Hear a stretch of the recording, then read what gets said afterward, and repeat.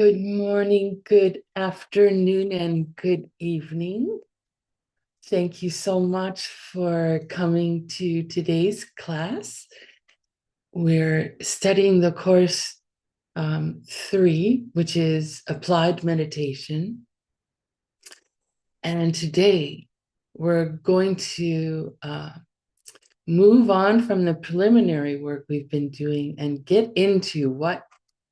start to get into what are we doing with our mind.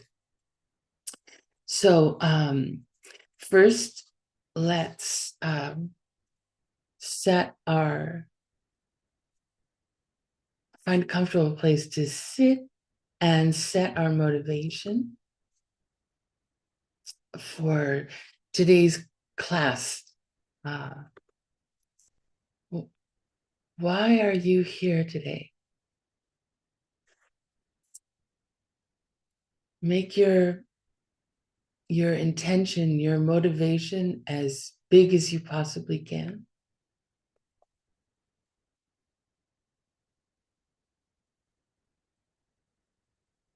And feel it in your heart.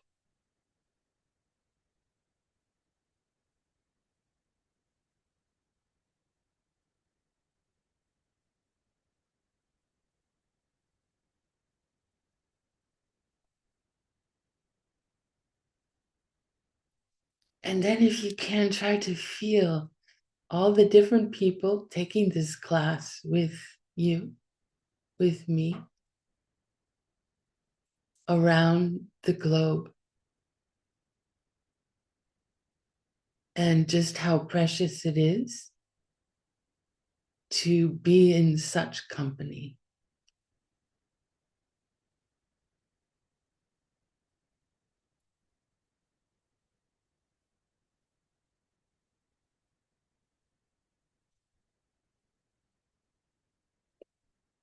Sashi Puki Chukshing Me Tok Tram Rirabling Shin Yende Gampati Sangye Shingdu Mikde Owarki Drokun Namdak Shingla Druparsho Sashi Puki Chukshing Me Tok Tram Rirabling Shin Yende Gampa Di Sangye Shingdu Mikte Owarki Drokun Namdak Shingla Chuparsho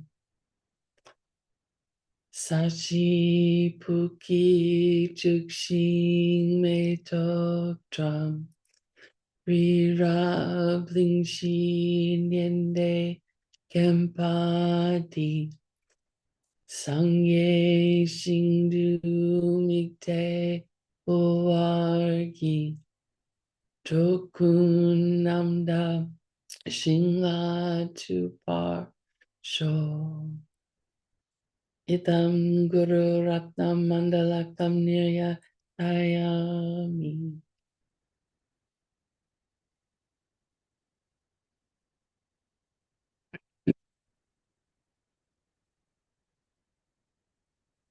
Sangye Chiran Soki Chaknam La Changchu Partu Dakni Kyapsu Chi Daki Junshe Ki Pe Sunam Ki Drola Benchir Sangye Druparsho Sangye Chiran Soki Chuknam La Changchu Partu Dakni Kyapsu Chi Daki Chushe Ki Pe Sunam Ki Drola Benchir Sangye Drupar Sho Sangye churan soki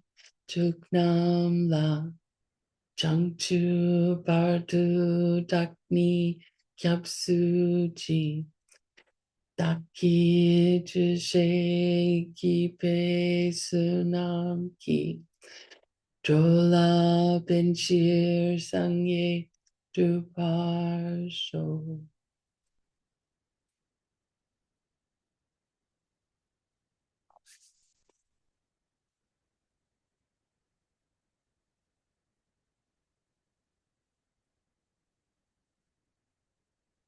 So you can see I finally made that document with the prayers. So I uploaded it to the platform. Hopefully you can find it. If not, let me know in the Telegram chat and I'll find out where to find it. Okay.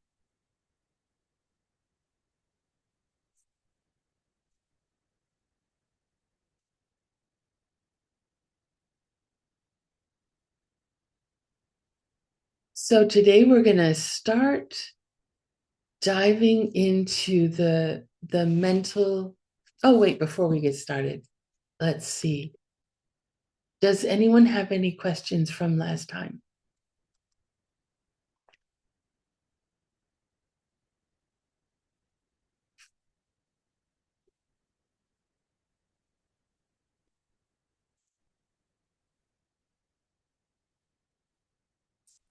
Okay, either no questions or you'd much prefer we start talking about what to do with our mind in meditation. Okay, so we're going to start getting into the fourth major category of our course, which is the mental technique. What does our mind do during meditation? And this has three parts. We have the 5 problems that arise for everyone. We have the 8 corrections to those 5 problems. And then we have the 9 stages of meditation. And today we're going to start with the problems and the associated corrections to those problems. So we won't get through all 5, but we'll make a good start. So say Niepa nga. Niepa nga. I see some lips moving. So Niepa, that means problem. And nga means 5. So there are 5 problems that we can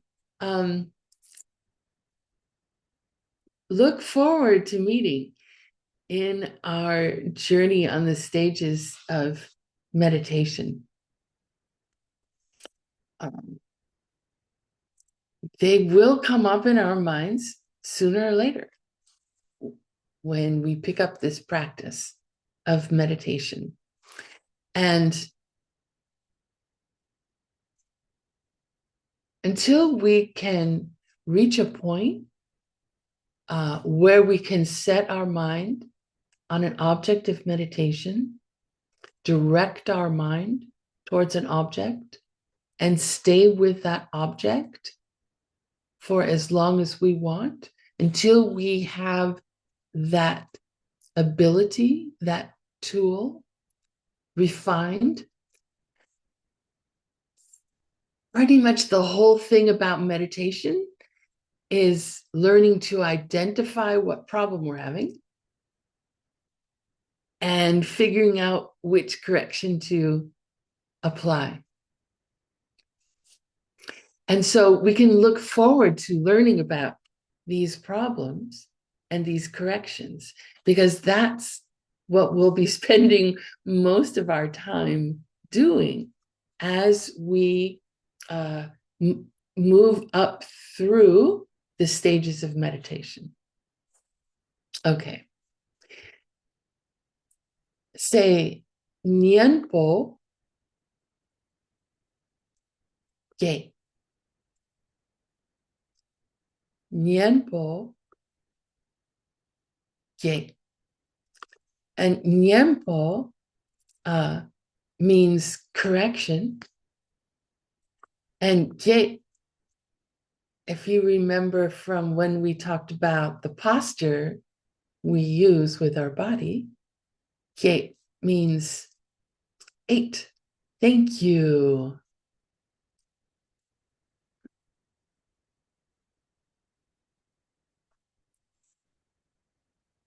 So these problems, these corrections, they're all going on in our minds.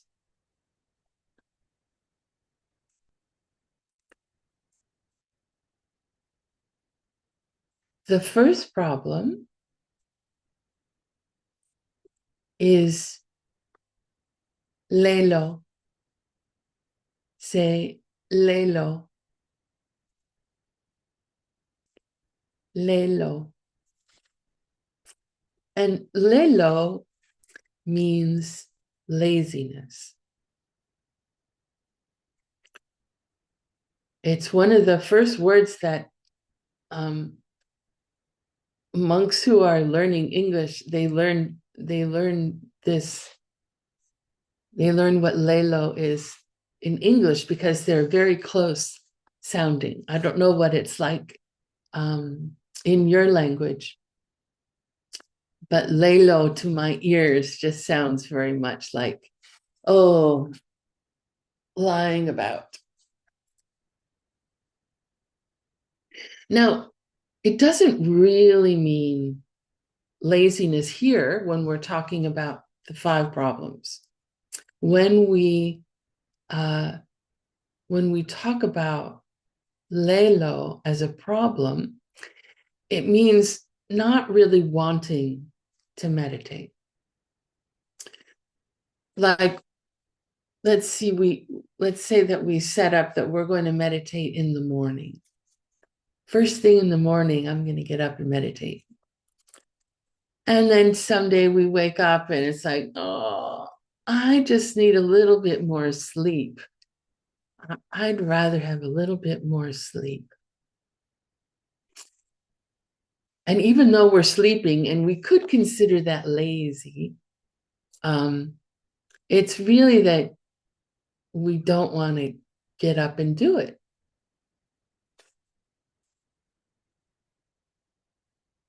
So there are 4 corrections to lelo. Oh, that happened to you? Yeah, that kind of happened to me today too. I did the 5-minute snooze.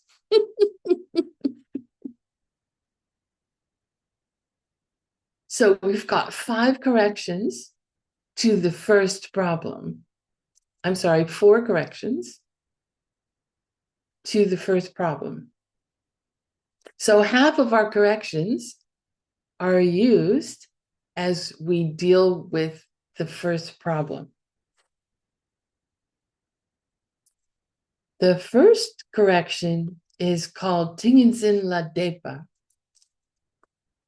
Say Tinginzin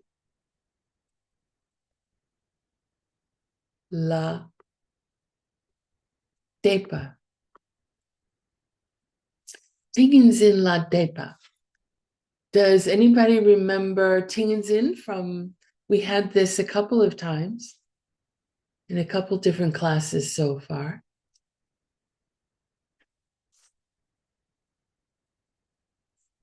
Yeah, it's one of the 6 words we had for meditation, right? And it's associated word in Sanskrit is samadhi.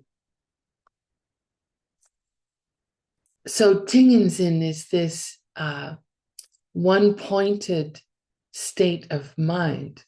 And in fact, its definition is Tsemtse Chikpa, which means a one-pointed state of mind. And what does one-pointed mean but focusing on one object, focusing on one thing?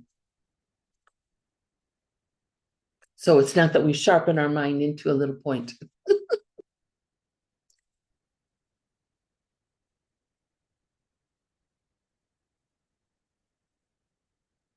And every living being has Ting and Zin. Every living being has that ability. If you've ever watched a cat who's out walking around and they see a bird and they get into their hunting mode and they freeze their body and their attention is single pointed on that bird that they want to chase or catch. Even bugs have tingins in. Every kind of creature has the ability to focus their mind on one thing. La means towards. So we've got single-pointed concentration, towards single-pointed concentration, depa. And depa literally means faith. So the first correction is faith in single-pointed concentration. Now, depa, it has the flavor of this other Tibetan word called tangwa. And tangwa means to be attracted to something. Like when the cat is out strolling around, the cat is very attracted to the bird. It's something towards which you have a feeling that it has good qualities. It's like admiration, like attraction. Attraction that comes from seeing the good qualities of something. So, what are the qualities of single-pointed concentration that we should be attracted to?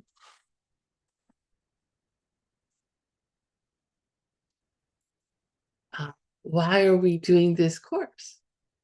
Right? We're studying the Buddhist teachings because we want to realize the Buddhist path, and path meaning having the meaning that we used in the first course, which means tok or realization, that we realize in our minds, in our hearts, the Buddhist teachings. And generally, the realizations of this path can be broken out into 5 paths. You may have heard of the 5 Buddhist paths. The first one is called Tsoglam, and that's the path of accumulation. And basically, this starts when we realize that there's nothing in this life that can bring us happiness. that our life is suffering. And we start learning and practicing the Buddhist teachings. And why it's called accumulation is that in this process of studying and practicing, serving other people, we are accumulating merit. We are planting positive seeds in our minds that we intend to ripen into higher realizations so that we can advance on these 5 paths. The second path is called Cholam, and this is basically where we have a clear intellectual understanding of selflessness, of emptiness. This is the path of preparation. We are studying, we meet a teacher like Geshe Michael, and we learn about how it is that things truly exist. Then the next path is called Tonglam, which is called the path of seeing, which includes the direct perception of emptiness, and then what comes after, which is the realization of the 4 Arya truths, which we've talked about before. And that path of all these paths, that one is pretty short. Like we're talking, the first part of the path, Geshe Michael says, is 20 minutes. And then the second part is not too much longer than that. And then we go into Komlam, which is calm, right? We've had this word before. That means habituation. The path of habituation. We're getting used to having seen how things are directly. Because when we see emptiness directly, we become an entirely different kind of being. I mean, we still look the same, but we are a different kind of being. We're not an ordinary being anymore. We are a being who is inexorably, without fail, going to reach enlightenment within 7 lifetimes. And then the 5th path is Milopelam. And that is the path of no more learning. And that is basically, like, if we think about Shakyamuni Buddha, that's when he sat down underneath the Bodhi tree in India and said, I'm not getting up until I am enlightened. And that's what happened. He went into meditation, dealt with the last of the obscurations and obstacles, and arose an awakened being. So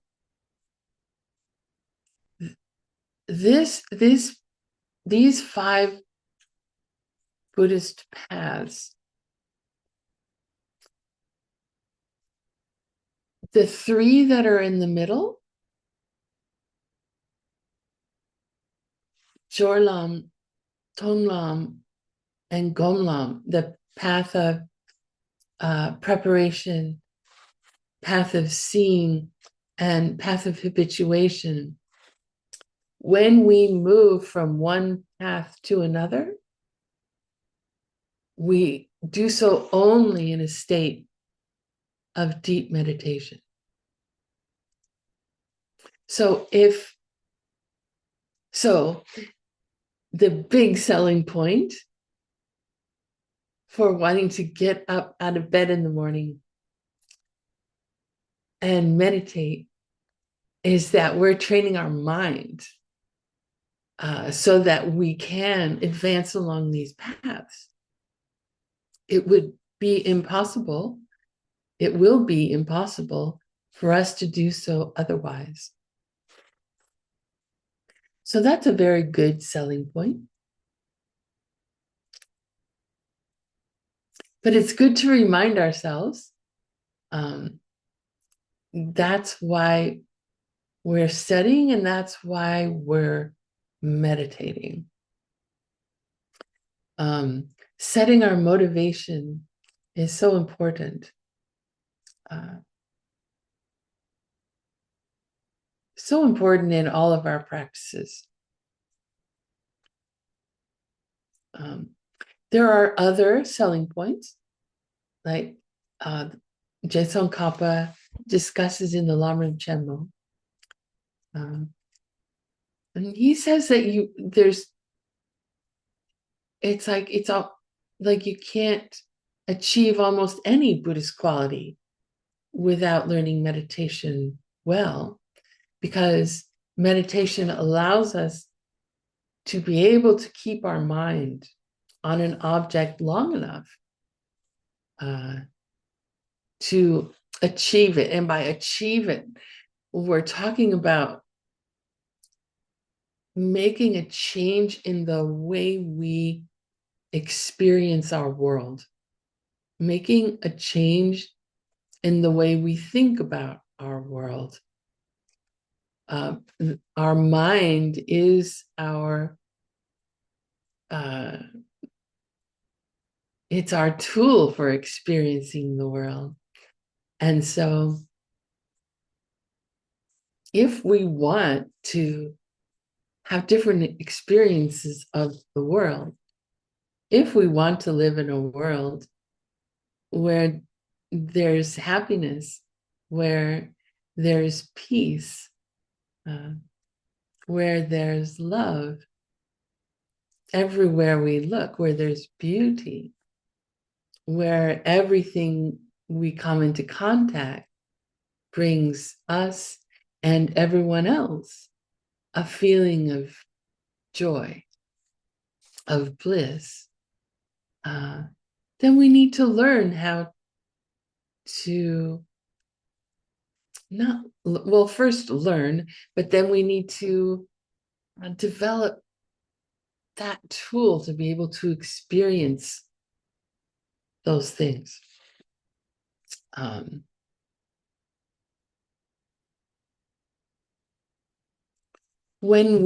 sort of side effect is that when we develop single pointed concentration, we can also direct our attention when we're doing more mundane things, like working or reading a book or learning a new skill that we need to learn in our lives, or spending time with our kids or our parents. The side effect is that we can really be with them. We can be present with them. We're not distracted by other things. And it's really, you can notice it if you've been around a person who's a meditator. Like when I met Geshe Michael and the other people who did the 3-year retreat, I got to meet them the day they got out of retreat. And it was almost like overwhelming because they were so focused. And just to be in their presence was it it it was quite amazing. And I'm like, wow, I want to be like that.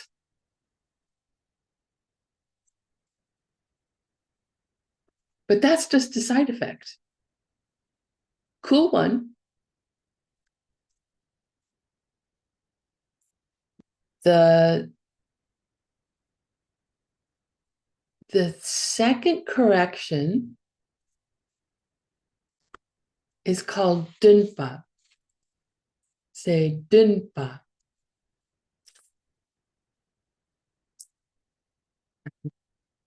And dunpa means wanting it. So we think about its benefits, and then the second correction is that we want that. I want to be able to have those results. So these antidotes or these corrections that we're going through are all like cause and effect related. So by understanding the benefits of meditation, that's a cause for wanting to have it.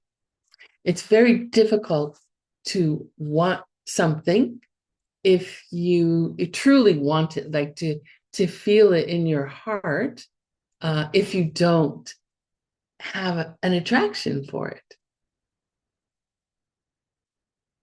if you don't see its benefits.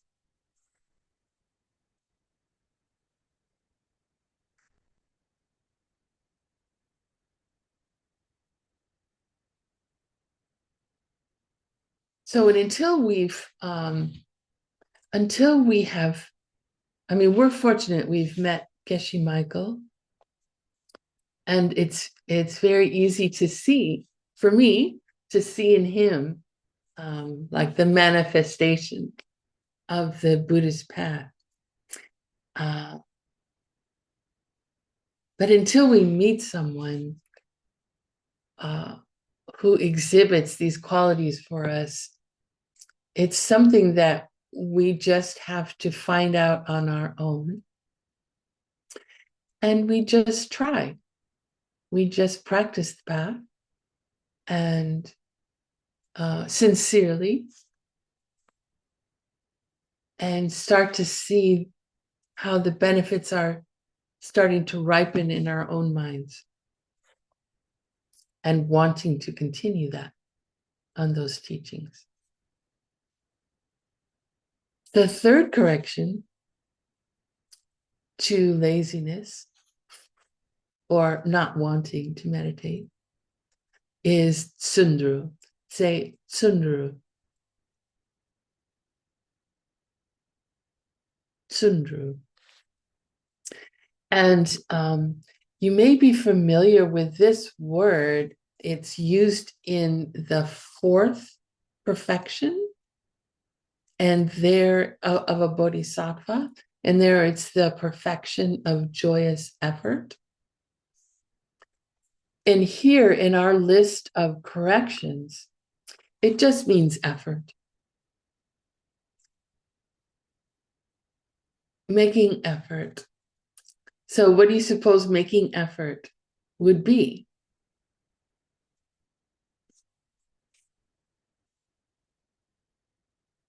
Getting our butt down on the cushion. Getting on our meditation seat and meditating. That is the third correction.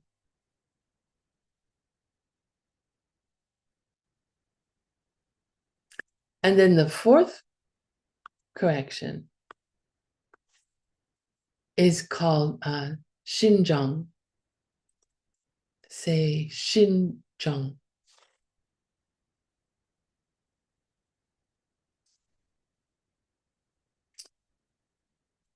Sometimes this is translated as agility. agility. It's a sort of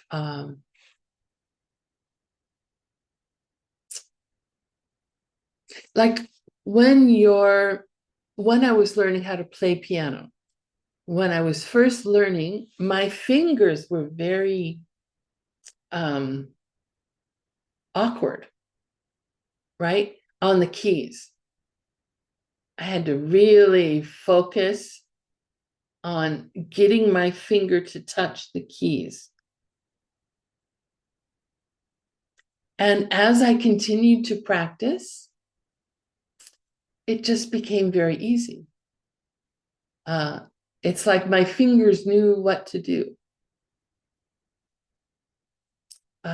So this fourth correction is about meditating regularly, getting our body used to being in the meditation posture, and getting our mind used to us directing it towards a single object. So it's just meditating every day. Through meditating every day, we will start to develop this practiced physical and mental ease and pleasure. So it's both physical and mental.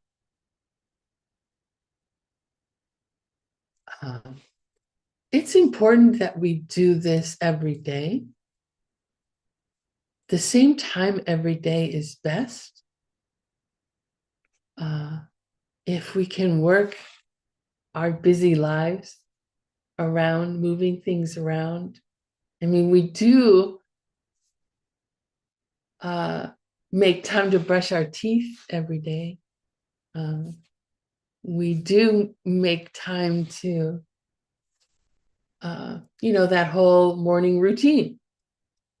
Brushing our teeth, washing our face, combing our hair, taking a shower, taking a poop. We have this routine and we take the time and we do it every day. We can move things around and carve out time to meditate every day. If we are not regular, if we don't do it on a daily practice, on a daily repetition, then the benefits will be very, very slow in coming, and maybe impossible. If our meditations are too far apart. So it doesn't have to be for a very long time. It can be, you can start with 5 minutes and then, every week add another minute. And then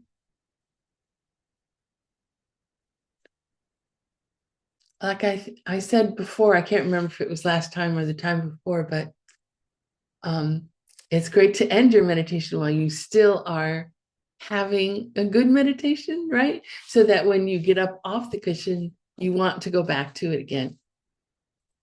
So, I mean, that's the relationship we want with our cushion, is that, oh, there's my cushion. I want to go meditate.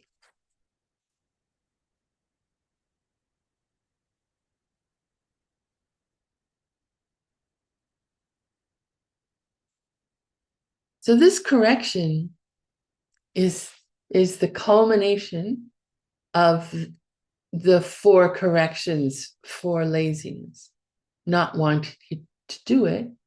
The correction is doing it regularly and developing this pliancy, this ability, this agility, this ease with meditation. And it's sort of, we have a phrase in English called Catch 22.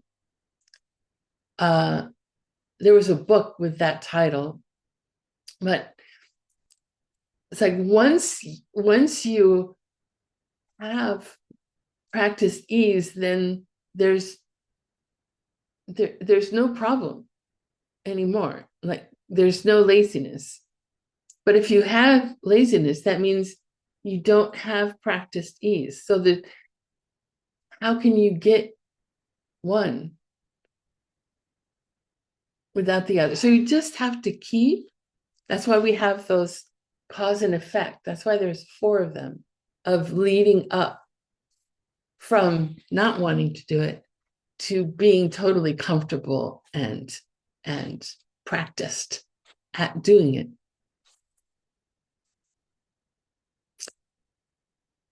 So that's the first problem. Sort of like within this problem, there's, but I would really, I want to do something else. You know, I have a stronger desire to do something else. Maybe it's something even like, I would much rather serve my teacher, you know, than to go sit and meditate.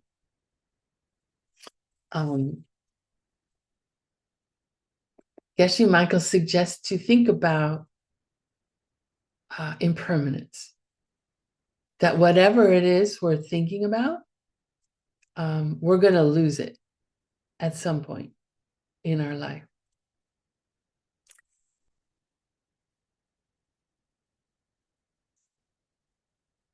Working meditation and the goal of meditation is something that it's like we become, right? We are practicing this path to become awakened being, a being who's completely and totally awake and who has no obstructions to being able to serve all beings.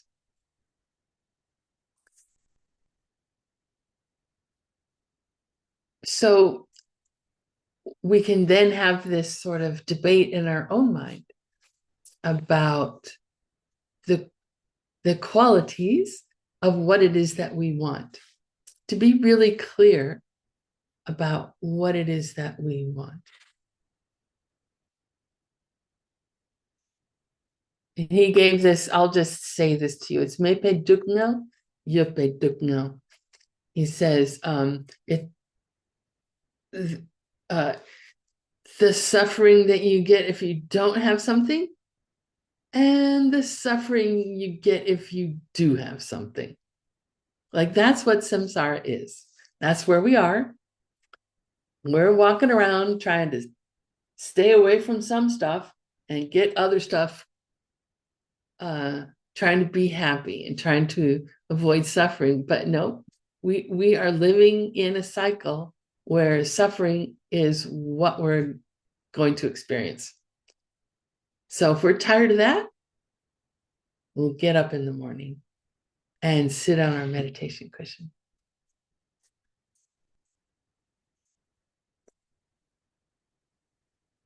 The second problem is called Damnak Jepa. A little bit tough phrase. Say Dam,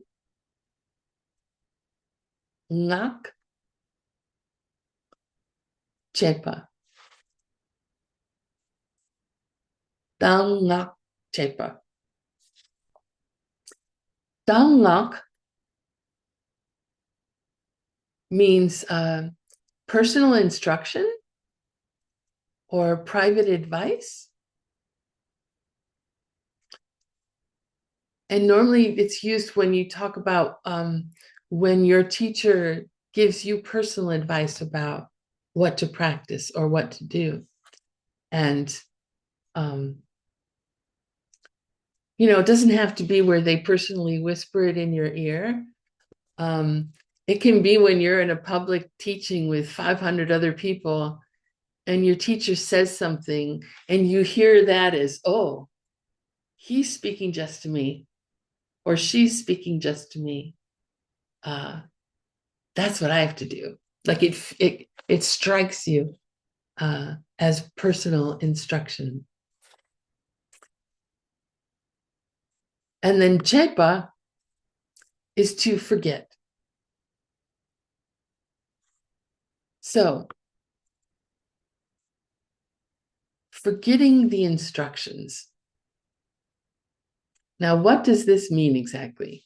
It doesn't mean exactly what the words mean.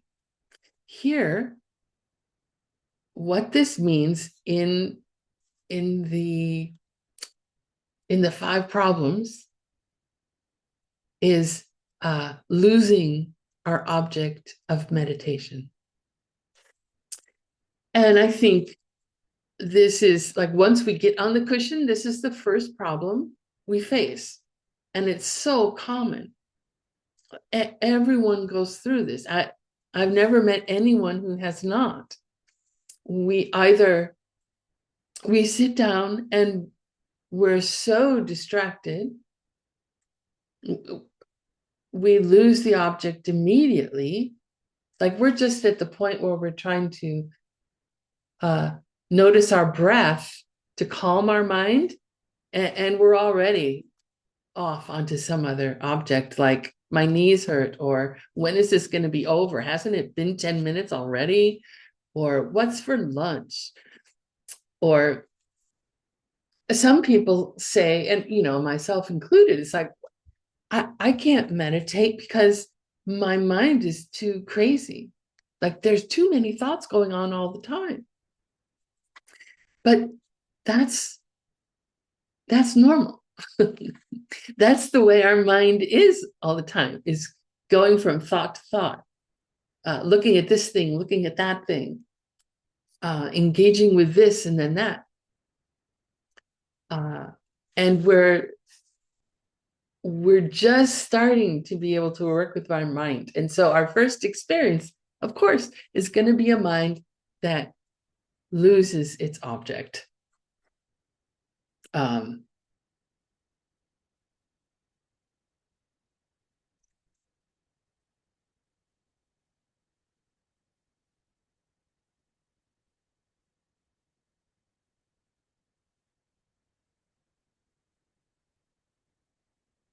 So the point in this problem is that you've actually lost the object. If we're just at the point of focusing our attention on the breath to calm the mind, we've totally lost that. There's no bit of our attention on the breath. It's only on something else. Or we fall asleep. That's another common thing when people sit down to meditate, is that they fall asleep. I shouldn't say we. That's common to us. We lose our object. So the correction to, this is the 5th correction, and it's for the 2nd problem, and it's Drenpa, which means remembering.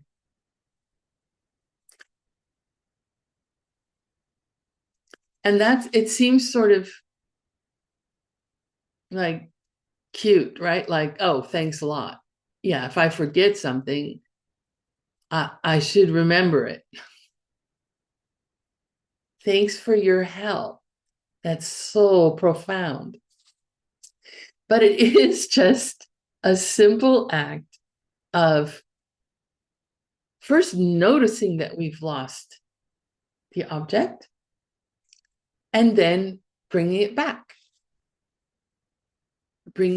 to mind again. It's like recalling. So this antidote, remembering the object, is keeping our mind on the object. Attentiveness is another way we can think about this.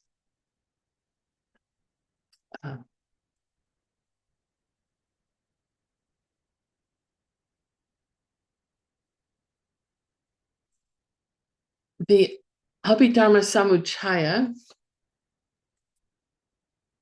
which is by Master Asanga, we've talked about him before. It defines Drenpa, or remembering, as that mental function which allows you not to forget an object of the mind because you are used to it. You've become calm. You've become accustomed to it. You've become familiar with it. You've become habituated to it.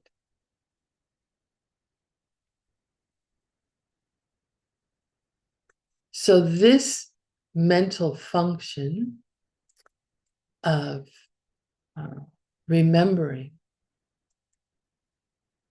keeps us from forgetting.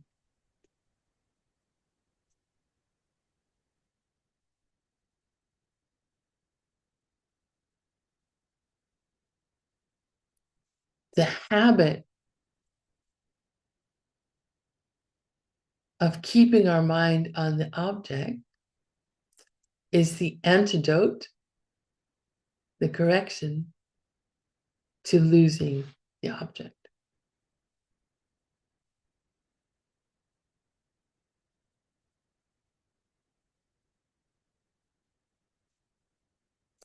There are 3 characteristics of Drenpa. The first one is, or 3 qualities of remembering. They're not on your homework, but I'm just going to go over them quickly. The first quality of remembering is the quality of the object. So it's fixing your mind on an object which you have experienced before and you're very accustomed to.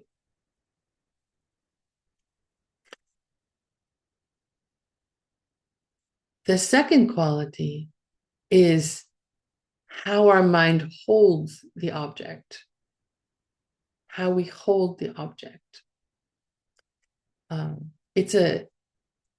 This quality is a natural not forgetting of the object that comes up in our mind very strongly. It's like, for example, when our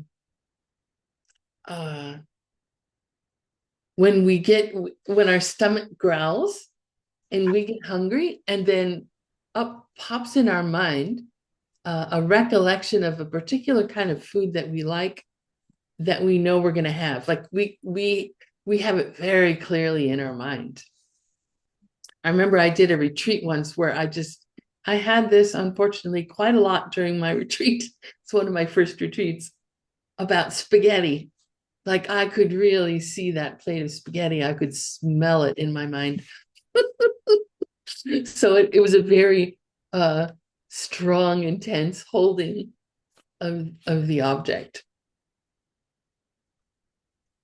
A natural not forgetting the object. And then the third quality is its function. And the function of remembering is to not allow our mind to wander to another object.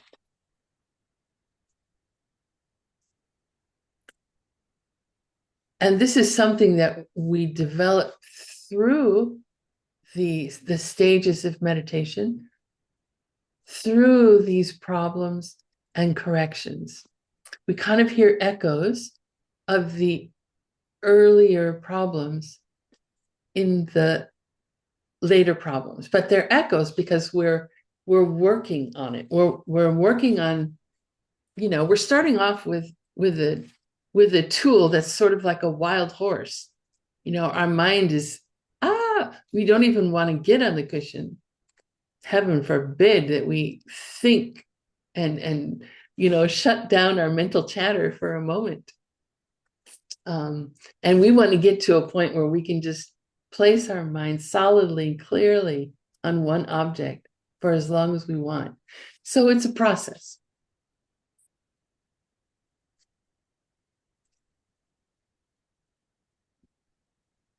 One of the enemies of remembering is the first quality of Drempa is of the object.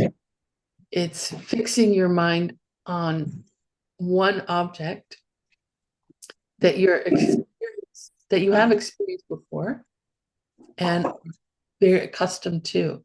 And this is related to what I was just going to say, which is a big enemy to remembering, is when we switch objects.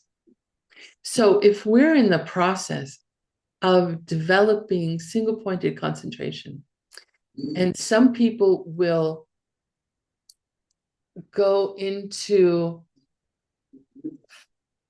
like, you can do this within 6 months to a year.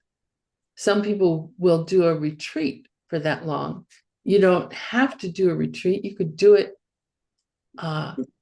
at home if you have the right kind of circumstances, but have one object for that entire process of developing single-pointed concentration. Because the more you switch your objects, the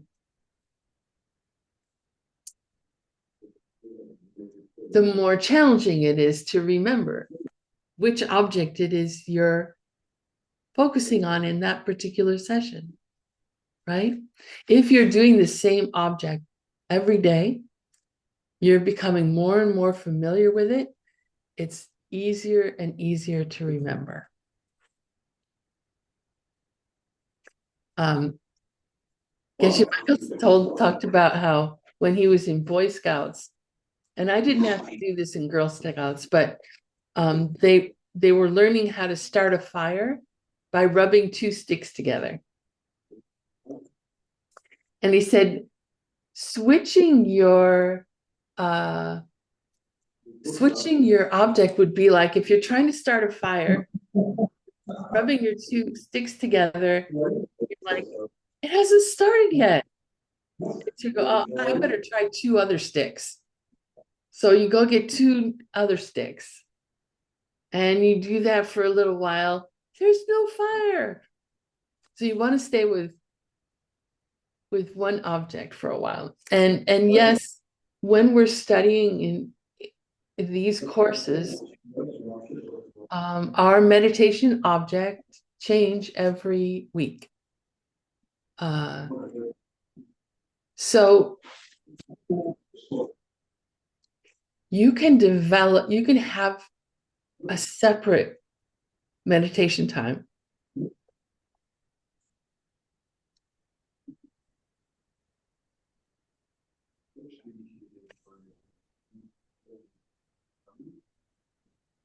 Yeah, I don't know what to say about this other than the time will come when you can spend the time on one object.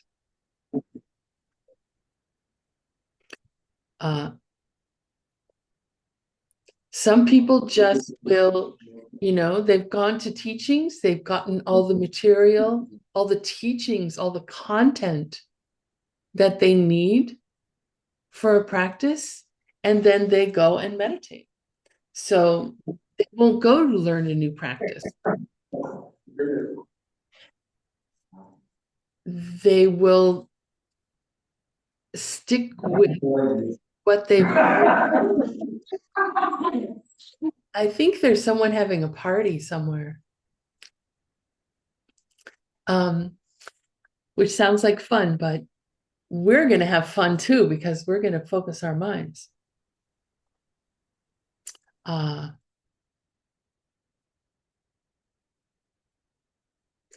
So yeah,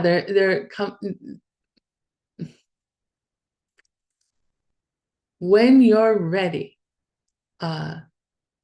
you can stop going out to learn new things and focus on what you've already been taught and choose one object and develop single pointed concentration.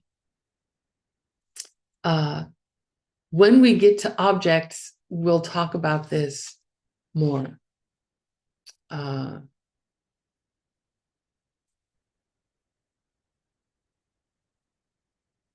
it's a very good question.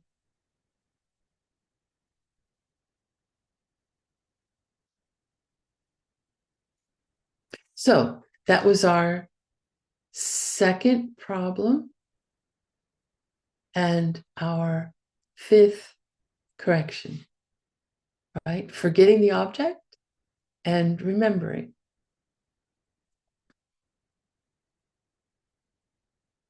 Our third problem is Jingwa Kupa, saying Jingwa Kupa. And this is pretty much, these are two different things, Jingwa and Kupa. Jingwa is dullness, and Ge or Gupa is agitation. It literally means wild, like the word for gorilla. This wild beast is mirgu, like wild man. We spend most of our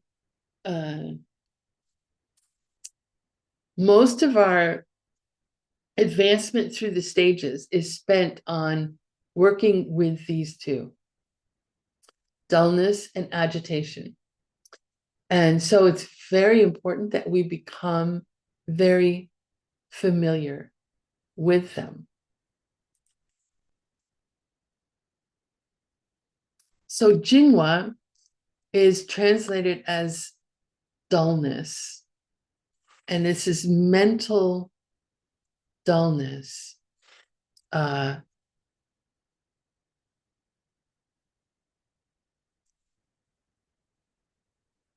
Jingwa, dullness, is the excuse me,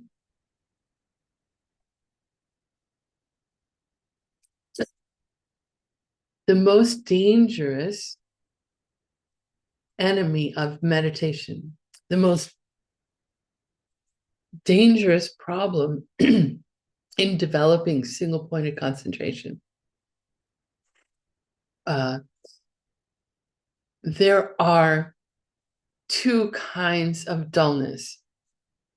One is obvious, and one is subtle.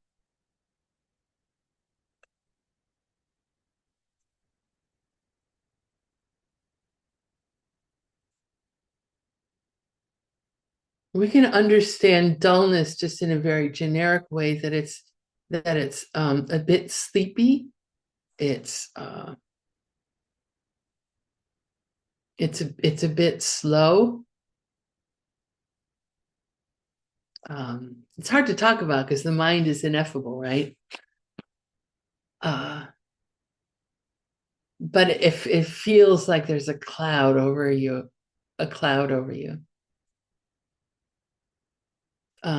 it's the way your mind feels when you're not getting enough sleep.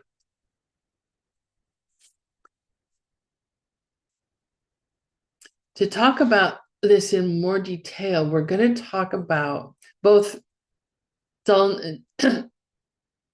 dullness and agitation in more detail, we need to talk about three qualities of the mind. We're going to talk about necha, selcha, and larcha.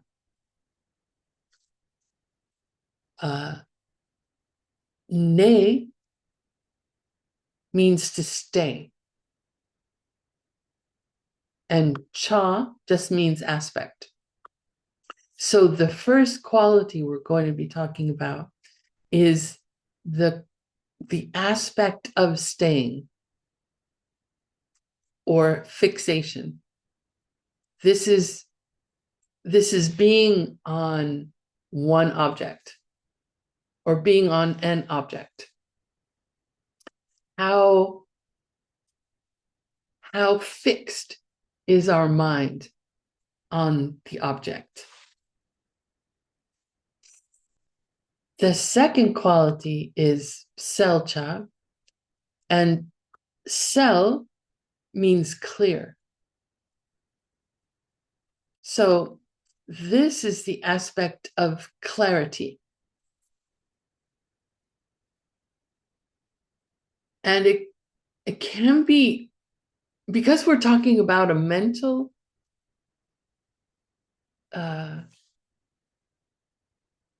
activity. We're talking about a mental activity. To talk about clarity, it's easy for us to say, oh, it's how clear is the picture in my mind? When I'm meditating on my teacher, how many details can I see? You know, is it a fuzzy outline, or can I see each hair and the pores in the skin? You know, how clear is my picture? But that's not what clarity means here. Clarity is a certain brightness of the mind, that the mind is clear. The mind isn't muddied by either isn't muddied by drowsiness, isn't like frenetic. You know how your mind can be when you have too much caffeine or eat too much chocolate? It feels like not only are you physically shaking, but it kind of feels like your mind is shaking in a way. It's jagged. And it's so hard to talk about. It's something that you have to explore yourself on your cushion. Like, oh, Utpala is talking about a jagged mind. What the heck does that mean? Like, can I find a time when my mind feels like that? So when the mind is clear, it's just bright. It's awake.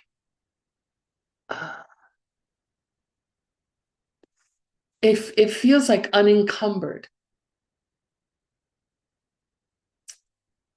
by anything, like fully present, not forced. That's what clarity is. And then lar. Lar.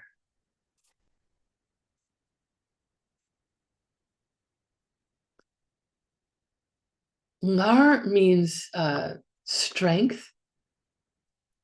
It's a word the Tibetans use for when you temper metal. Like when you're making a sword, apparently you take the metal and you heat it to a certain temperature, and you allow it to cool down in a particular kind of way, and then you heat it again and let it cool down. And this process is called tempering. And in this process, it makes the metal less brittle. It makes it harder. it removes like impurities within the chemical structure of the metal. It's more resistant to fatigue or stress. So we have these three qualities: fixation of the mind, being on an object, how it is the mind is on the object, clarity, how bright is the mind, and ngar, how intensity, how intense is the mind. And what we're aiming for is to have all three of these well developed.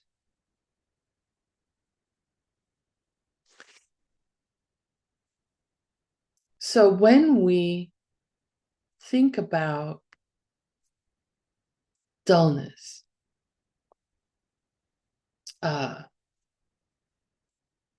we think about, I misspelled that, but we think about subtle dullness. This is the most dangerous form of dullness. Obvious dullness, we know. We have the object. We're fixed on the object, but our mind is not clear. Our mind feels like it's wrapped in clouds or something.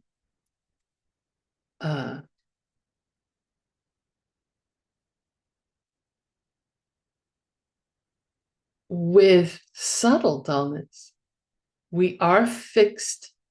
We have fixation.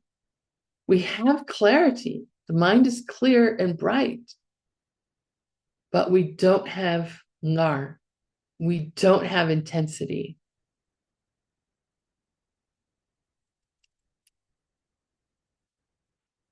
And it's very easy to get to a point where you're on your object, your mind is clear, and you think, oh, this feels good.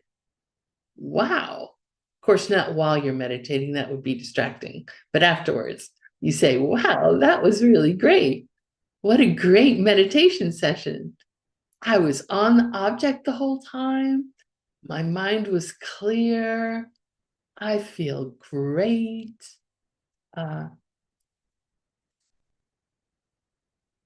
So we mistake what is actually an enemy as our friend. We mistake what is actually subtle dullness as a mind having all three qualities: fixation on the object, clarity of the mind, and intensity of the mind. So,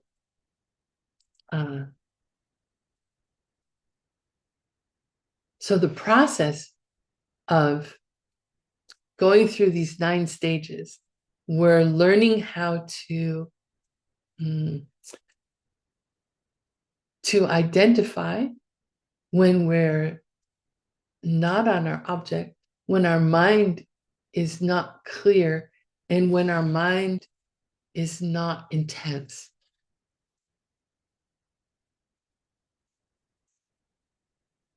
It's like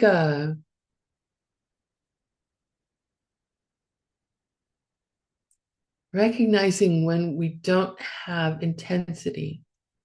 It's like the mind is like colors are just sort of normal. I mean, likening, like that's not what we're going to see. It's not like that, because this is a quality of the mind, not of a visual image. So it's difficult to talk about, right? But there's a certain, it's intense. Ngar is intense.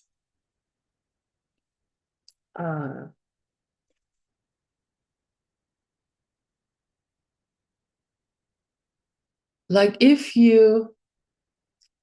maybe you've had the experience of, like when I was younger, I used to read a lot of books. And sometimes I would get a book and I would start to read it, and I would be so captured by that book that I wouldn't be able to stop until I finished. Like I was just sitting there in my chair, not getting up to eat or sleep or do anything, but just be with this book. I actually did that with Geshe Michael's book, How Yoga Works. But that intensity of being with that book and reading that book, being so fixed on it, having a clear mind, and also very intense engagement with the object. That's what we're aiming toward.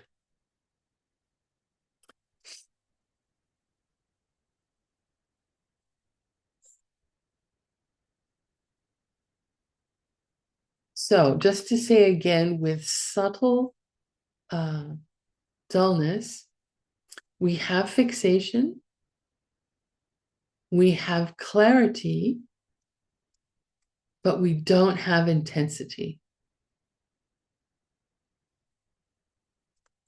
With gross dullness, we have fixation, we have the object, but the mind it is not clear. We don't have clarity. It's our mind feels muddled.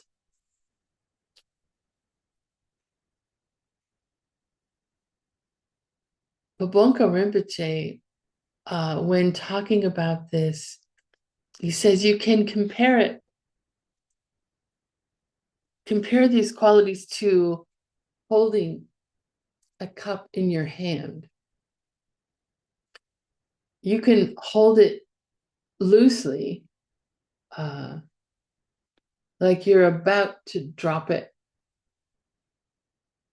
So you have fixation. You still are holding the cup, but you're holding it so loosely that it might drop. And maybe you're not like paying too much attention to it. That would be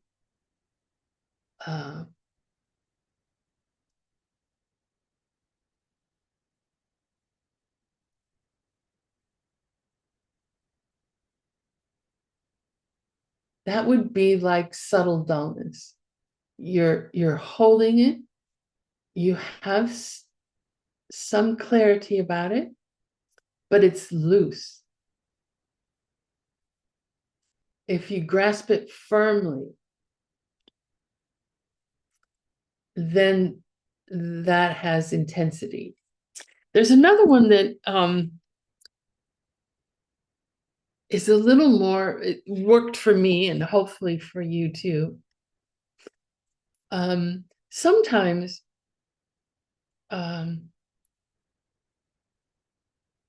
sometimes I'm around my teacher and I'm around him so much that he becomes like almost like an ordinary person.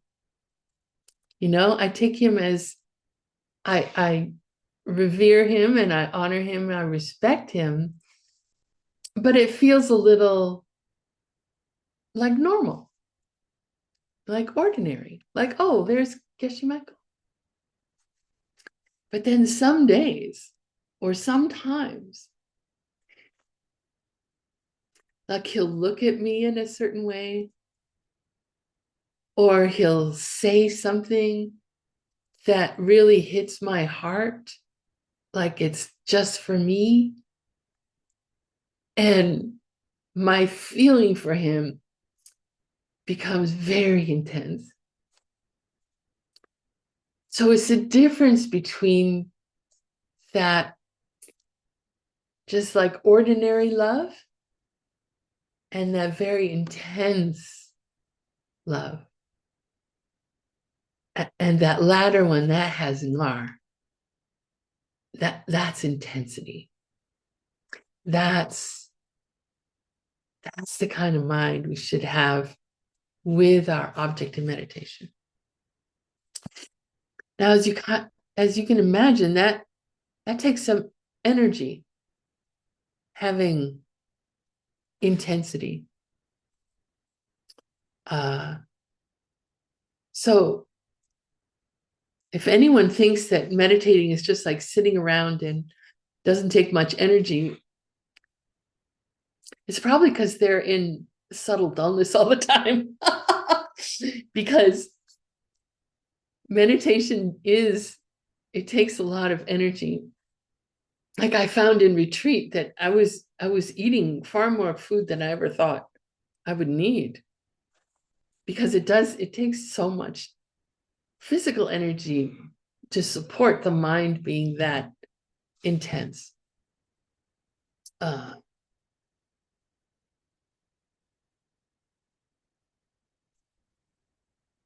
I want to be sure to cover.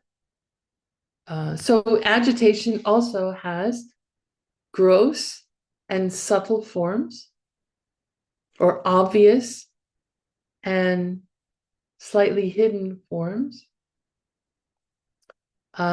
Gross agitation is where your mind has the breath, for example, as your object. But there are thoughts about, like, what am I going to have for lunch? Or what, I wonder how many minutes are left in this meditation.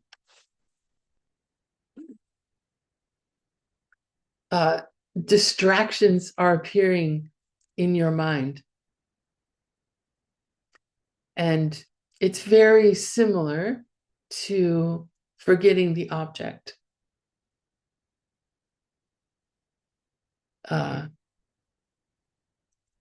The difference here is that we're like catching it in the process of the object being held and the object not being held. So, for example, if our object is our teacher, that we're visualizing our teacher, it's like the visual object starts to like melt in our mind, starts to fall apart.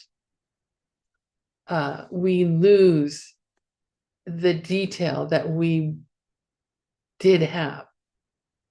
When we notice that, we're at gross agitation, as opposed to actually having lost the object. So we haven't yet lost the object.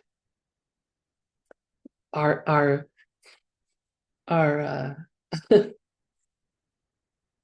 the glass is starting to slip through our hands. In subtle agitation, Pabonka Rinpoche talks about it being like water, movement of water. If you think about a stream or a river in wintertime, and if you live in a northern or southernmost part of the globe, difficult for those of you around the middle of the globe, but like if you live in Russia or in Canada or way South America,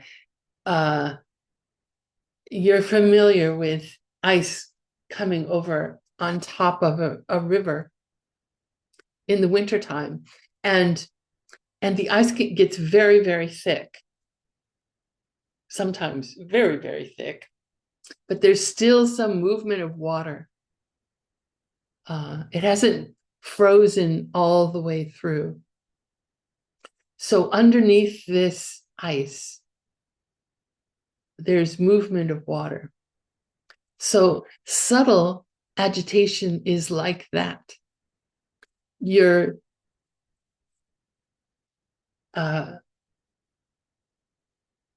You have fixation, you have clarity, but it's like there's a little movement. Like if your mind could feel, it's so difficult, right? Minds don't feel, but if it could, it would like feel there's some movement about, and something's about to pop up in my mind. You get to be able, as you become more and more familiar with how your mind works, you get the ability to sense when a thought is going to arise before it arises. You can sense that. So, the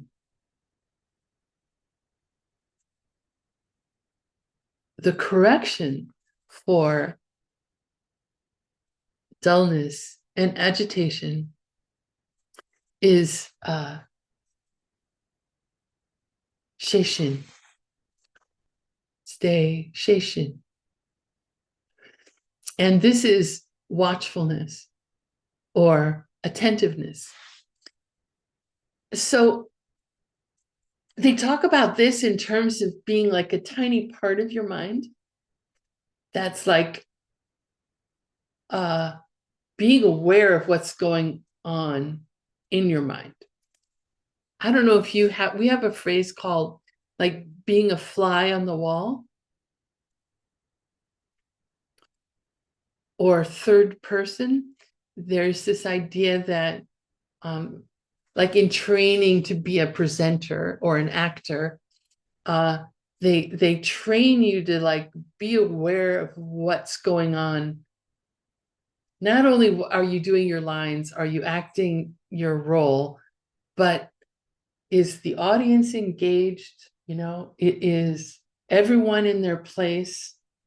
Like you have an idea of the whole picture as well as the one part you're doing. So Seishin is a particular attention where you just check in. It's like a sentry or a scout where it just checks in. How's my fixation? How's my clarity? How's my ngar? So it's checking in on all these things to see, oh, is that subtle dullness? Oh my goodness, I'm warning, warning. And that's all it does. It just gives a warning. Hey, we got subtle dullness here. So it's like a smoke detector. Like the smoke detector doesn't do anything but ring an alarm.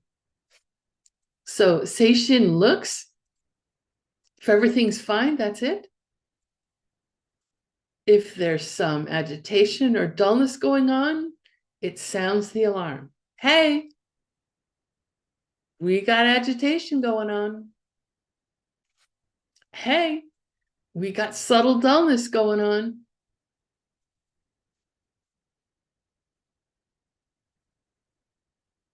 So it's really easy to see the gross forms of agitation and dullness, right?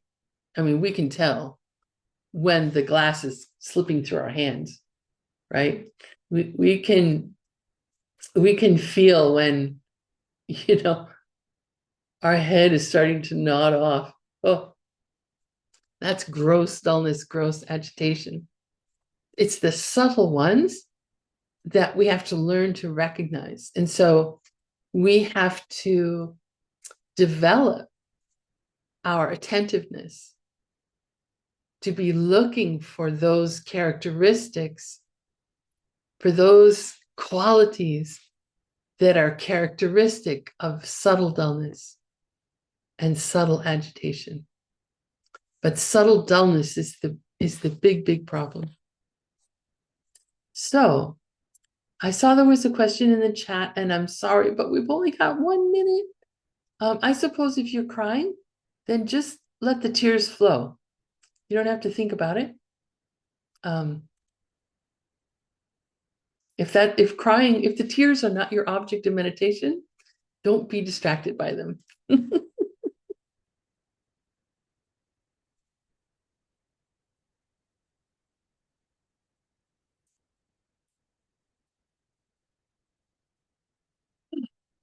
Okay, so let's do, oh, share challenged once again. I have to laugh. It's really quite hilarious. To me, anyway. Hopefully it's not too disappointing to you that I'm share challenged. So let's take all the goodness that we created in being here in this class, in learning this content that can help us reach enlightenment, and direct all of this towards reaching our goal as quickly as possible. Gewati Geokun Sunam Yeshe Toksok Shin Sunam Yeshe Lejungwe Tampar Kunyi Topar Sho.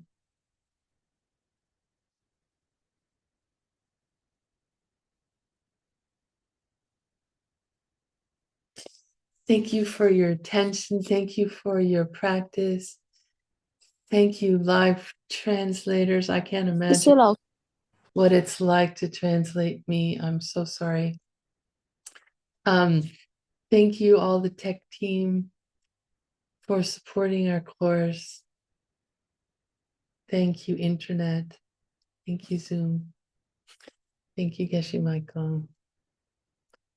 Have a wonderful couple days of meditation, and see you in 2 days. Love you. Thank you so much. We love you too. Thank you, teacher. Thank you. Thank you, teacher. Yes. Thank you, Thank you, teacher. Thank you, teacher. Cảm ơn cô Upala. Teacher. Thank you, Upala. Thank you, Venerable Upala. Cảm ơn. Thank you.